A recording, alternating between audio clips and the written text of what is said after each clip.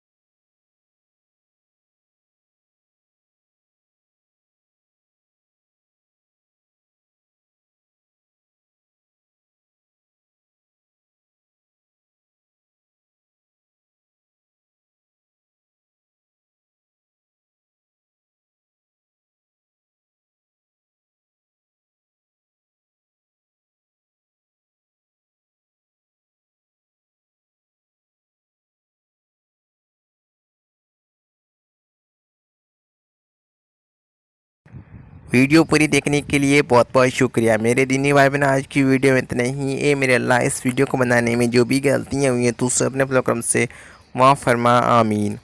दुआओं की गुजारिश। अस्सलामु अलैकुम रहमतुल्लाहि व बरकातुहू। मिलते हैं इंशाल्लाह ऐसी ही इस्लामिक वीडियो के साथ। तब तक के लिए अल्लाह हाफिज़।